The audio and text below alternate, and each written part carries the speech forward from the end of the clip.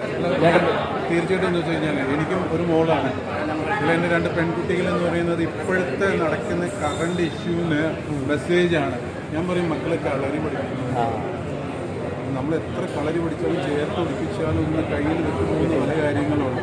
അതുകൊണ്ടാണ് കരയുന്നത്. കാര്യം എന്നെപ്പോലത്തെ ഒരു അച്ഛൻ എന്നോട് ഇന്നൊരു പറഞ്ഞു ബൈച്ചേട്ടൻ ചെയ്ത പോലത്തെ ഒരു ക്യാരക്ടർ എനിക്ക് ഞാനായിട്ട് ഫീൽ ചെയ്യുന്നു. അത് തന്നെയാണ് ഏറ്റവും വലിയ ഒരു സിനിമ കാണുമ്പോൾ നമ്മൾ വാവച്ചൻ ബൈച്ചേട്ടനല്ല വാവച്ചൻ അയാളായി എന്ന് പറയുന്നത്.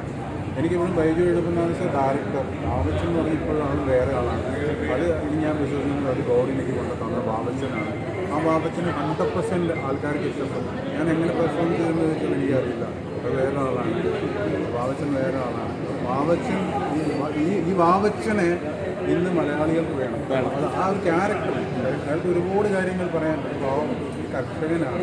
അയാൾ പറയുന്നത് ഇന്ന് ഫേസ് ചെയ്യുന്ന സാധാരണ മനുഷ്യരുടെ കാര്യങ്ങളാണ്. അതുകൊണ്ട് തന്നെയാണ് അവർക്ക് കൂടുതൽ അപ്പം അതേപോലെ ഭയങ്കര നല്ല റിവ്യൂ വരുന്നുണ്ട്, തിയേറ്ററിനകത്ത് റെസ്പോൺസ് കിട്ടുന്നുണ്ട്. പക്ഷെ നെഗറ്റീവായിട്ട് കുറച്ച് കൂട്ടം ആൾക്കാർ നെഗറ്റീവ് റിവ്യൂ ഇടുന്നുണ്ട്, പടത്തിനെ മോശമാക്കി.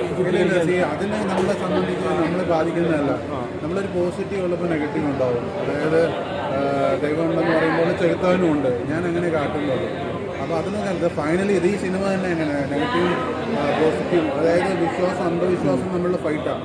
എൻഡ് ഓഫ് വിജയം വിശ്വാസത്തിനാണ്, മീൻസ് ദൈവത്തിനാണ്. അപ്പോൾ അതുപോലുള്ള ചെറുക്കാന്മാർ പറയുന്നതിൽ ഞാനത് കാണുന്നില്ല.